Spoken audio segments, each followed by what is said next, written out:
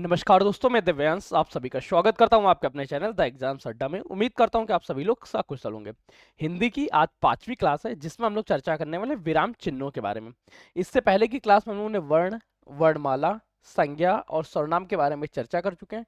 उम्मीद करते हैं कि आपने वो क्लासेस देखी होंगी। अगर नहीं देखी है तो क्लास सेशन समाप्त होने के बाद देख जरूर लीजिएगा, क्योंकि ये आपके एग्जाम्स के लिए बड़े इंपॉर्टेंट है। और हाँ, सबसे इंपॉर्टेंट चीज़, अगर इसकी पीडीएफ आपको नहीं मिल पा रही है तो आपके पास एक नंबर है 9889057003। इस नंबर पर व्हाट्सअप कर दीजिएगा जिससे आपको इसकी पीडीएफ मिलने लगे। तो चलिए आज के सेशन को स्टार्ट करते हैं। अगर आपको हमारा ये प्रयास पसंद आता है तो सेशन को लाइक करिएगा, दोस्तों शेयर करिएगा, चैनल पर नए चैनल को सब्सक्राइब कर लीजिएगा, क्योंकि आपका एक एक सब्सक्रिप्शन हमारे लिए मोटिवेशन का और आपका सिलेक्शन के प्रति एक नया कदम होता है। तो चलिए सिलेक्शन के प्रति नए कदम को आगे बढ़ाते हुए विराम चिन्हों के बारे में चर्चा करते हैं। सबसे पहले देखो, इस तरह का मेरा वही है कि इस तरह का आपका इतिहास लिखा है, मनो तो पढ़ लीजिए, ये आप समझते हैं। अच्छा, सबसे पहले पढ़िए ये विराम चिन्ह है क्या। विराम को ध्यान से देखिए। विराम, विराम का मतलब क्या हुआ? ठहराव या रुकावट। मतलब तो कंफर्म हो गया कि मतलब तो इसका ठहराव या रुकावट से है, क्योंकि हिंदी की फर्स्ट क्लास में उन्होंने चर्चा की थी कि हिंदी, संपूर्ण हिंदी को जब तक पढ़ेंगे, प्रत्येक शब्द से अगर उसका मतलब पूछेंगे तो हिंदी अपना मतलब खुद बताती है। यहाँ पे विराम चिन्ह का मतलब है, तो विराम चिन्ह का मतलब क्या है? वह प्रतीक या चिन्ह जिनका प्रयोग ठहराव हेतु किया जाता है। अभी ठहराव क्यों आवश्यक है? जैसे एक सेंटेंस है, रुको उधर मत जाओ, रुको मत उधर जाओ। तो देखिए मैंने क्या किया, बोलते समय दो अलग अलग जगह पॉज लिया। एक है रुको मत उधर जाओ, मतलब क्या है? आप रुकिए, उधर मत जाइए। रुको मत उधर जाओ, यहाँ पे हमने पॉज थोड़ा सा दूर बात लिया, तब क्या हुआ? रुको नहीं, तुरंत निकल लो वहां के लिए। तो ये जो डिफरेंस है शब्दों में रुकाव से, हिंदी भाषा में ठहराव या रुकावट से भी शब्द का आशय बदल जाता है। अब इस आशय के लिए सही मात्रा में किस समय कहाँ और कितना रुकना है, यही चीज शब्द की शोभा भी बढ़ाते हैं और शब्द को सुंदर बनाते हैं, साथ में सही आशय प्रकट करने का कार्य करते हैं। विराम चिन्ह क्या है? वे प्रयुक्त चिन्ह जिनका प्रयोग भावों के अर्थ को स्पष्ट करने हेतु समय समय पे मध्य में रुकावट या विराम लेने हेतु प्रयोग किया जाता है। अंग्रेजी में इसे पंचुएशन मार्क के नाम से बोलते हैं। हिंदी भाषा में पढ़नी जी ने इसके बारे में सबसे पहले उल्लेख किया है। हिंदी की मूल भाषा में लगभग 14 विराम चिन्हों का प्रयोग किया जाता है। अब इनके बारे में एक एक को हम लोग डिटेल से देखते हैं, एक एक को पढ़ते हैं। जैसे ये देखो, रुको मत चले जाओ, डोंट स्टॉप लेट्स गो। देखो मत चले जाओ, सी, पहले देख लो उसके बाद मत जाना। देखो मत, बिल्कुल मत देखो, चले ही जाओ। तो ये जो विराम चिन्ह है, अल्प विराम का प्रयोग किया गया, इसका प्रयोग कहाँ पे किस तरह से किया गया है, इस बात पे डिपेंड करता है कि भावार्थ क्या निकल रहा है। ऐसे बहुत सारे शब्द होते हैं जिसमें फर्क पड़ता है आपके रुकावट से, आपके ठहराव से, कि आप कहाँ ठहर रहे हैं। अब देखिए हिंदी भाषा में इस चीज को आगे बढ़ते हैं, यहाँ तो एक्सप्लेनेशन हो चुके हैं। हिंदी भाषा में अल्प विराम को इस तरह से डिनोट करते हैं, अर्ध विराम को इस तरह से डिनोट करते हैं, पूर्ण विराम को इस तरह से। अल्प विराम थोड़ा ठहराव, अर्ध विराम थोड़ा ज्यादा ठहराव, पूर्ण विराम संपूर्ण सेंटेंस समाप्त हो गया। उपविराम विस्मयादिबोधक, प्रश्नवाचक, कोष्ठक, योजक चिन्ह, अवतरण चिन्ह या उद्धरण चिन्ह, लाघव चिन्ह, विवरण चिन्ह, रेखांकन चिन्ह, लोप चिन्ह। अभी लोप चिन्ह के बाद भी दो और याद रखिएगा जो आपसे पूछे जाते हैं। एक तारक चिन्ह। क्या? एक तारक चिन्ह। तारक चिन्ह का प्रयोग क्यों किया जाता है? जब किसी भी सेंटेंस को, किसी भी वाक्य को दर्शाना होता है। दूसरा पुनरुक्ति चिन्ह। पुनरुक्ति चिन्ह क्या है? कभी कभी आपने देखा होगा कि आपके पास सेंटेंस लिखा है राम राम राम राम राम, फिर क्या करते हैं, इसी को इस तरह से डिनोट कर देते हैं। मतलब क्या, ऊपर के वाले ही सेंटेंस को सेम टू सेम नीचे उतारने हेतु पुनरुक्ति चिन्ह का प्रयोग किया जाता है, जो सेंटेंस को दोबारा दोहराव की, लिखने की या आलस की प्रवृत्ति को दर्शा रहा होता है, पुनरुक्ति चिन्ह। अब हम लोग अल्प विराम के बारे में पढ़ते हैं। अल्प विराम का मतलब क्या होता है? जहां पे थोड़ा सा ठहराव हो वहां पे हम लोग अल्प विराम का प्रयोग करेंगे। अल्प विराम का आशय इस तरह से डिनोट किया जाता है। अल्प विराम का चिन्ह ध्यान रखिएगा। सॉरी, यहाँ बोतल खुल गई तो पानी फैल रहा है, मैं पहले इसको बंद कर लेता हूँ, ठीक है। अल्प विराम का मतलब क्या होता है? जहां पे थोड़ा सा ठहराव हो वहां पे अल्प विराम के चिन्ह का प्रयोग किया जाएगा। अल्प विराम के साथ 3 पॉइंट याद रखिएगा। अगर आप ये 3 पॉइंट ध्यान रखते हैं तो लगातार आपके लिए सही हो जाएगा। सब, पहला पॉइंट क्या है? अगर लगातार संज्ञा का प्रयोग किया जाए बार बार, तब वहां पर भी, अगर लगातार संज्ञा का प्रयोग किया जाए तो वहां पे हम लोग अल्प विराम का प्रयोग करेंगे। जैसे राम, वह बाजार गया, वहां पे उसने भिंडी, तरोई, शिमला मिर्च इत्यादि सब्जियां खरीदी। तो यहां पे अल्प विराम का प्रयोग करेंगे। सबसे पहले क्या है, लगातार संज्ञा शब्दों के प्रयोग में प्रत्येक संज्ञा शब्द के बाद अल्प विराम का प्रयोग किया जाता है। सेकंड, जब कभी किसी संवाद को लिखेंगे तो संवाद को लिखते समय अगर जवाब हाँ या ना में मिलने वाला है तो इस तरह के संवाद में भी हम लोग प्रयोग करते हैं अल्प विराम का। जैसे राम ने कहा, राम ने कहा, कहने के बाद क्या लगाएंगे, एक अल्प विराम, फिर हम लोग बोलेंगे सुरेश अच्छा लड़का है, सुरेश अच्छा लड़का है। 2 पॉइंट्स पढ़े। अल्प विराम का क्या है, सबसे पहले संज्ञा की बार बार संज्ञाओं का प्रयोग होने के क्रम में प्रत्येक संज्ञा के अंत में या संज्ञा के समाप्त होने के बाद अल्प विराम का प्रयोग करेंगे। सेकंड पॉइंट, कथनी शब्द में या संवाद शब्द में अल्प विराम का प्रयोग किया जाएगा। जैसे यहाँ पे एक एग्जांपल दिया है, हिमाचल प्रदेश में शिमला, धर्मशाला, चंबा, कुल्लू, मनाली आदि स्थल घूमने के लिए हैं। प्रत्येक संज्ञा शब्द के बाद में संवाद में लिखा जाता है कि वहां पर अल्प विराम का प्रयोग। राम ने कहा, सुरेश ने दुकानदार को कहा, यहां पर भी जो छोटा सा विराम होगा उसके लिए अल्प विराम का प्रयोग करेंगे। इसके बाद ध्यान रखो, लेखन में यदि हाँ या ना के बारे में, तो इस बारे में भी चर्चा कर चुके हैं। तो ये मुख्य पॉइंट्स होते हैं जहां पे हम लोग अल्प विराम का प्रयोग करते हैं जब कभी भी अंकों का दोहराव हो रहा हो।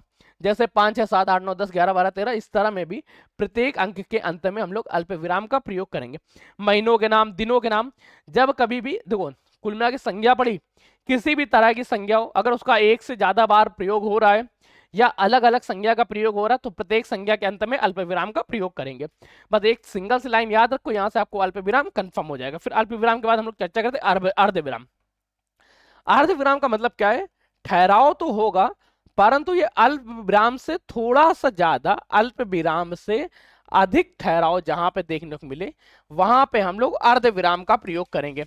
अर्ध विराम क्या है, अर्ध विराम का मतलब है कि अल्प विराम से ज्यादा ठहराव हो, तो ऐसी स्थिति में हम लोग अर्ध विराम का प्रयोग करेंगे। अर्ध विराम का चिन्ह ध्यान रखना, इसका चिन्ह इस तरह से बनता है, ठीक, एक बिंदी और एक हल्का सा घुमा हुआ। ये क्या है, अर्ध विराम, अल्प विराम का चिन्ह। अर्ध विराम का चिन्ह अल्प विराम की अपेक्षा अधिक ठहराव होता है। इसमें क्या ध्यान रखिए, जब कभी 2 पॉइंट्स याद रख लीजिए, इन 2 पॉइंट्स के बल पे आपका पूरा का पूरा कंफर्मेशन हो जाएगा कि किस तरह से। पहला पॉइंट ये याद रखना, अगर एक से अधिक लाघव चिन्हों का प्रयोग किया जा रहा हो या एक से अधिक डिग्रियों का, उपाधियों का प्रयोग किया जाए, जब कभी लेखन में उपाधियों का प्रयोग किया जाता है तब हम लोग अल्प विराम का उपयोग करते हैं। जैसे MA, BA, PhD, PhD, तो इस तरह से जब कभी एक से अधिक उपाधियों का प्रयोग किया जाएगा तब हम लोग प्रत्येक उपाधि के अंत में, आखिरी वाले में नहीं, उससे पहले वाली उपाधियों के अंत में हम लोग लाघव अर्ध विराम का प्रयोग करेंगे। इसके अलावा ध्यान रखो, जब कभी भी उपवाक्य को अलग से दर्शाना हो, क्या है, उपवाक्य को अलग से दर्शाना हो, उपवाक्य को अलग से दर्शाना हो, तो ऐसी स्थिति में हम लोग अल्प विराम का प्रयोग करेंगे। जैसे मेले में हमारी जेब कट गई, इस बात का पता हमें घर आके चला। एक देखिए सेंटेंस, वह अच्छा छात्र है ऐसा उसके अध्यापक मानते हैं। 2 उपवाक्य हैं, दोनों को अलग दर्शाने के लिए अर्ध विराम का प्रयोग किया गया। चोर उसकी चैन ले उड़ा, किसी ने कुछ नहीं कहा, दुकान बंद है, कारोबार ठप है। ये था अर्ध विराम। अर्ध विराम के बाद हम लोग चर्चा करेंगे पूर्ण विराम के। पूर्ण विराम का मतलब क्या होता है, पूर्ण रूप से शब्द वाक्य समाप्त हो चुका है, वाक्य की समाप्ति के बाद पूर्ण विराम का प्रयोग किया जाता है, परंतु प्रश्नवाचक में प्रश्नवाचक चिन्ह का प्रयोग किया जाएगा, एक्सक्लेमेशन मार्क वाले सेंटेंस में एक्सक्लेमेशन मार्क का प्रयोग किया जाएगा। वहां पर ये रूल्स नहीं फॉलो होता है। बाकी सभी वाक्यों में, साधारण वाक्य, निषेधात्मक वाक्यों के बारे में, आदेशात्मक वाक्यों के अंत में शब्दों के समाप्त होने पे पूर्ण विराम का प्रयोग किया जाता है। तो पूर्ण विराम भी आप लोगों को कंफर्म हो गया। अब पूर्ण विराम के बाद हम लोग चर्चा करते हैं पूर्ण विराम का कभी कभी गलत प्रयोग भी देखने को मिलता है, इस बात से बचना है। क्या, आप मुझे नहीं जानते, महीने में 2-4 दिन ही घर पर रहता हूं। शब्द यहां समाप्त होगा तब लगा, कभी कभी यहां पर भी लगा देते हैं, लोग देखिए, ये तो गलतियां इस वजह से दुष्परिणाम के अंतर्गत है। हमें गलतियां नहीं करनी, हमें अर्ध विराम की जगह अर्ध विराम, अल्प विराम की जगह अल्प विराम और अन्य विराम चिन्हों की जगह पे उन्हीं का प्रयोग किया जाए। जैसे उप विराम की चर्चा करें। अच्छा, ये उप विराम होता क्या है? उल्प विराम को ही हम लोग अपूर्ण विराम भी कहते हैं। उल्प उप विराम को क्या बोलते हैं? अपूर्ण विराम। इसके दोनों नाम याद रखिएगा। और इसको हम लोग हिंदी में डॉट के नाम से जानते हैं, या इस तरह से रेशियो वाले चिन्ह के नाम से प्रदर्शित करते हैं। जब वाक्य पूरा नहीं होता है परंतु किसी वस्तु के बारे में हम लोगों को इंडिकेट करना होता है, या वस्तु के बारे में हमें विशेष तौर पे बताना होता है, वहां पे हम लोग उप विराम का प्रयोग करते हैं। जैसे भगवान शिव के अनेक नाम है, शंभु महादेव। अब इस नाम है कि बाद में और सेंटेंस स्टार्ट हो जाएंगे, परंतु उनमें से ये फेमस है इस तरह से करके। और इस जो नामों के बारे में हम लोगों ने इंडिकेट करने के लिए प्रयोग किया, तो ये जो चिन्ह का प्रयोग किया इसको हम लोग क्या बोलेंगे? इस चिन्ह को हम लोग बोलते हैं उपविराम। उपविराम ध्यान रखिएगा, जब वाक्य पूरा नहीं होता है बल्कि किसी अन्य वस्तु के बारे में कुछ विशेष इंडिकेट करना होता है, ऐसी स्थिति में हम लोग उपविराम चिन्ह का प्रयोग करते हैं। उपविराम से आगे बढ़ते हैं विस्मयादिबोधक। जब कभी भी आश्चर्य उत्पन्न करना हो, घृणा उत्पन्न करनी हो, दोष भय इत्यादि के इमोशंस उत्पन्न करने होते हैं, तो ऐसी अवस्था में हम लोग एक्सक्लेमेशन के मार्क का प्रयोग करते हैं। जैसे छी छी, यह वस्तु कितनी गंदी है, हे राम कहाँ तुम चले गए। यहाँ क्या लिखा है? वह आपके हाथ का खाना बहुत स्वादिष्ट है, ओह वो बेचारा परीक्षा में फेल हो गया। जहां कभी आश्चर्य का हो, विस्मय, विवाद, घृणा, आश्चर्य, करुणा, भय इत्यादि के भाव का बोध हो, वहां पे हम लोग विस्मयादि बोधक चिन्ह का प्रयोग करेंगे। एक्सक्लेमेशन मार्क तो आप लोगों को कंफर्म हो गया। फिर हम लोग चर्चा करते हैं प्रश्नवाचक चिन्ह। इसके बारे में मैं बिल्कुल नहीं बताऊंगा। ये चिन्ह ऐसा होता है जब कभी WH फैमिली, कब, क्यों, कैसे इत्यादि आ जाए, जहां पर प्रश्न पूछा जाए वहां पे प्रश्नवाचक चिन्ह का प्रयोग किया जाएगा। प्रश्नवाचक चिन्ह तो कंफर्म हो गया। अगले क्वेश्चन को देखिए। कोष्टक। कोष्टक चिन्हों का प्रयोग क्या होता है? इसमें 3 तरह के कोष्टक होते हैं, छोटा कोष्टक, मंझला कोष्टक तथा बड़ा कोष्टक। छोटा, मंझला तथा बड़ा कोष्टक। कोष्टक क्या? कोष्टक की संख्या 3 है। कोष्टक चिन्हों का हिंदी में मुख्य तौर पे छोटे कोष्टक का प्रयोग किया जाता है। 3 कोष्टक कौन? छोटा कोष्टक, मंझला कोष्टक तथा बड़ा कोष्टक। तीनों को देख लीजिएगा। और मतलब क्या है? जैसे हिंदी में विद्यार्थियों को शुद्ध या स्पष्ट एक ही शब्द के और रूप या एक ही शब्द को एक्सप्लेन करने के लिए जिस समय पे उसी सेंटेंस के अंदर कोष्टक चिन्ह का प्रयोग किया जाता है, जैसे सुरेश, ब्रैकेट में लिख देंगे यहां पे रामलाल, तो मतलब क्या हुआ? सुरेश का ही दूसरा नाम रामलाल है। उसी शब्द को एक्सप्लेन करने के लिए, उसी बारे में कोई दूसरी खूबी बताने के लिए कोष्टक चिन्हों का प्रयोग किया जाता है। कोष्टक चिन्हों की संख्या 3 है, छोटा, मंझला व बड़ा। तीनों ध्यान रखिए। छोटा, ठीक है सॉरी मैं गलत बना देता हूं कभी कभी, छोटा, मंझला और बड़ा। ठीक है, इसके बाद चिन्ह करते हैं हम लोग योजक चिन्ह के बारे में। योजक चिन्ह किसे कहते हैं इसके बारे में ध्यान रखिएगा।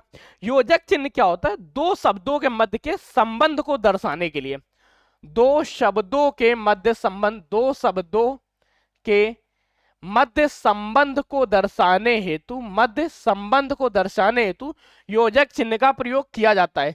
जैसे रोटी वोटी, राम श्याम,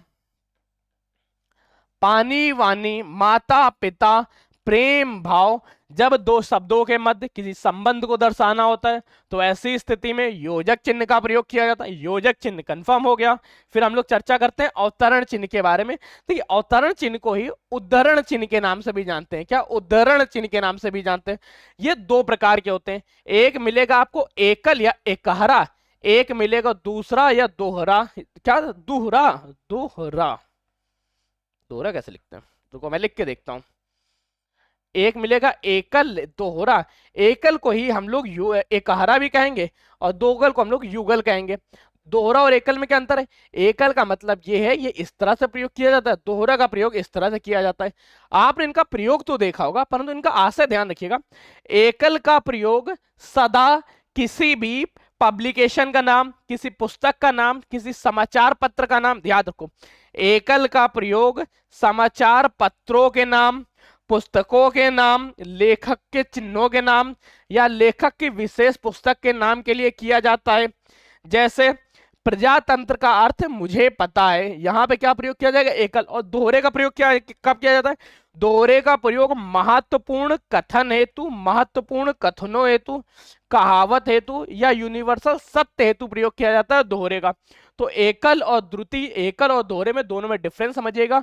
उद्धरण चिन्ह कभी कथन कहने हो, कहावत कहने हो या इंपॉर्टेंट यूनिवर्सल ट्रुथ कहने हो, तब दोहरे का प्रयोग किया जाएगा। समाचार पत्रों के नाम, पुस्तकों के नाम, लेखकों के नाम, इनका प्रयोग एकल के साथ किया जाता है। इस तरह की आने वाली एरर गलतियां आपके क्वेश्चन में पूछे जा सकते हैं और आपको इसको पहले से ही सॉर्ट करने हैं। एकल और दोहरा हो गया। अवतरण के बाद हम लोग चर्चा करते हैं लाघव चिन्ह। लाघव चिन्ह को ही हम लोग शॉर्ट फॉर्मेट भी बोलते हैं, जैसे डॉक्टर, डॉक्टर के अंत में क्या लगा देंगे, ये जो गोला बनता है इसको हम लोग लाघव चिन्ह कहते हैं। देखिए आपको इसका मतलब पता हो जाना चाहिए। लाघव चिन्ह क्या है, जो किसी को संक्षिप्त रूप में विस्तृत करता है, किसी प्रसिद्ध शब्द के छोटे फॉर्मेट या शून्य लगा के प्रयोग करते हैं, उसे हम लोग लाघव चिन्ह कहते हैं। प्रोफेसर के लिए प्रो का यूज कर लेते हैं, कभी कभी बीए के लिए आप देखेंगे बी और ए इस तरह से हिंदी में प्रयोग किया जाता है। सॉरी। अब हम लोग देखते हैं आदेश चिन्ह। आदेश चिन्ह का मतलब क्या होता है, आदेश चिन्ह इसी को आप लोग विवरण चिन्ह के नाम से भी जानते हैं। दोनों चिन्ह याद रखिएगा, कभी कभी आदेश चिन्ह कभी विवरण चिन्ह दोनों पूछ ले दिया जाता है। दिखता किस तरह से, इस तरह से। जब कभी किसी भी चीज को विस्तार या क्रम में व्यक्त करना होता है, क्रम में व्यक्त करना या विस्तार से व्यक्त करना, इन दोनों दशा में हम लोग विवरण चिन्ह या आदेश चिन्ह का प्रयोग करते हैं। जैसे लिंग के 2 भेद होते हैं, संज्ञा सर्वनाम के 6 भेद होते हैं। हमसे पूछा जाए सर्वनाम के कितने भेद होते हैं, तो एक्सप्लेन करके सर्वनाम लिख देंगे। जब कभी एक्सप्लेनेशन के बारे में चर्चा कर ले तो वहां पे आदेश चिन्ह या विवरण चिन्ह का प्रयोग किया जाएगा। रेखांकन चिन्ह, रेखांकन चिन्ह को अंग्रेजी में हम लोग अंडरलाइन के नाम से भी जानते हैं। किसी भी शब्द में, किसी भी सेंटेंस में किन्हीं शब्दों को रेखांकित करके उसकी महत्ता बढ़ाई जाती है ताकि इसके बारे में और अच्छे से पढ़ें। रेखांकित चिन्ह इस तरह से दिखता है, किस तरह से प्रयोग किया जाता है कंफर्म करिए। किसी रेखांकन चिन्ह का प्रयोग किसी विशेष वाक्य या शब्द में रेखांकित करने के लिए किया जाता है, जैसे कि नीचे पूरे वाक्य का ही एक विशेष अर्थ है। आप देखते हैं लोप चिन्ह। कभी कभी क्या होता है कि कुछ शब्दों को लिखते समय हम लोग डॉट डॉट छोड़ देते हैं। इस तरह के डॉट को छोड़ने से मतलब क्या होता है, वहां पे कुछ भविष्य में लिखा जा सकता है। इस तरह के हम लोग लोप चिन्ह के नाम से जानते हैं। जैसे रविन्द्रनाथ टैगोर ने कहा परीक्षा की घड़ी आ गई है, डेड डेड डेस हम करेंगे या हम मरेंगे। अब यहाँ पे आप कुछ भी लिख सकते हैं। कभी कभी लिखा होता है नाम डेड डेड डेड डेस डेस, इस तरह से। ये जो डेड डेस खाली ब्लैंक जगह होता है जहां पे आप कुछ भी लिख सकते हैं, इसे लोप चिन्ह के नाम से जानते हैं। तो आप लोप चिन्ह के बारे में ध्यान रखिएगा। अगले बार देखते हैं हंस पाद चिन्ह। हंस पाद चिन्ह हंस के बारे में नहीं चर्चा करता है, ये त्रुटि होने पे आपकी त्रुटि को सुधारने के लिए। जैसे आपने सेंटेंस लिखा कि सीता व गीता, सीता व गीता लिखना था, सीता व आप लिखना भूल गए, बहनें हैं। अब आप क्या करेंगे, एक हंस चिन्ह का प्रयोग करेंगे और उसके ऊपर लिख देंगे गीता। मतलब आपकी गलतियों को सुधारने के लिए हंस पाद चिन्ह का प्रयोग किया जाता है। यह चिन्ह इस तरह से दिखता है। उस गैप में कौन सा सेंटेंस आ सकता है, कौन सा वाक्य आ सकता है, कौन सा शब्द आ सकता है, इस बारे में प्रस्तुति करता है हंस पाद चिन्ह। हंस पाद चिन्ह क्या है, मानव द्वारा भूलवश होने वाली गलतियों को सुधारने का एक क्रम है। हंस पाद चिन्ह के बाद हम लोग चर्चा करते हैं यहाँ पे तारकत्व चिन्ह के बाद। अच्छा, तुल्यता सूचक। तुल्यता सूचक का चिन्ह होता है इस तरह इक्वल से, जैसे दिन बराबर दिवस, दिन को ही हम लोग दिवस भी कहते हैं। तो इस दशा में हम लोग तुल्यता सूचक का प्रयोग करेंगे। अनुज का मतलब छोटा भाई होता है, तो आप लिख सकते हैं अनुज डज इक्वल छोटा भाई। इस तरह की चीजें जब कभी समानता दिखाने या बराबर दिखाने का प्रयोग किया जाता है दो शब्दों को, उस दशा में हम लोग तुल्यता सूचक शब्द का प्रयोग किए जाते हैं। तारक चिन्ह के प्रयोग करें तो तारक चिन्ह किसी भी चीज का समापन में प्रयोग किया जाता है। आपने देखा होगा जब कभी रामायण समाप्त हो जाती है तो उसके अंत में कभी कभी ये 3 तरह के डॉट्स का प्रयोग किया जाता है, कभी ऐसे ऐसे लाइन प्रयोग कर दी जाती है, कभी इस तरह से एक सिंगल चिन्ह का प्रयोग किया जाता है। इसके अलावा पेज संख्या या पृष्ठ संख्या पलटने के लिए भी इनका प्रयोग किया जाता है। तारक चिन्ह क्या है, टिप्पणी करने हेतु, फुट नोट या नोट समाप्त करने हेतु, वाक्यांश समाप्त करने हेतु इनका प्रयोग किया जाता है तारक चिन्ह। तारक चिन्ह के बाद चर्चा करते हैं पुनरुक्ति सूचक। अब पुनरुक्ति क्या है, एक ही शब्द की बार बार आवृत्ति हो रही है तो उसको बार बार ना लिखने के कार्य को करके, जैसे एक आपने किताब लिखी जिसमें बार बार आपके राम नाम राम राम राम आ रहा है, तो कभी कभी क्या करते हैं नेक्स्ट लाइन को लिखने से पहले ऐसे ऐसे उतार लेते हैं, तो ये जो चिन्ह होता है इसको बोलते हैं पुनरुक्ति सूचक, कि वापस उसी शब्द का नीचे प्रयोग कर लिया गया। मतलब ये आलस्य की देवता है, या आलस्य प्रदान करने, आलस्यों के लिए द्वारा बनाया गया एक शब्द है, कि पुनरुक्ति सूचक ऊपर के सेंटेंस को सेम टू सेम उतारने के लिए पुनरुक्ति सूचक का प्रयोग किया जाता है। पुनरुक्ति सूचक कंफर्म हो गया। तो चलिए, ये थे विराम चिन्ह की आज की क्लास। उम्मीद करते हैं कि आपको पसंद आई होगी। सेशन अच्छा लगा तो सेशन को लाइक करिए, दोस्तों शेयर करिएगा, चैनल बनाए चैनल को सब्सक्राइब कर लीजिएगा। तब तक के लिए कीप स्टडी कीप स्माइलिंग, पढ़ते रहिए मुस्कुराते रहिए। पढ़ाई मुस्कुराहट एक साथ अच्छी लगती है, अकेले में दोनों अधूरे हैं। लाइक शेयर और सब्सक्राइब करना मत भूलिएगा। मिलते हैं नेक्स्ट सेशन में, तब तक के लिए ये वीडियोस यूट्यूब आपको रिकमेंड कर रही है, इसको जरूर देखिए। धन्यवाद।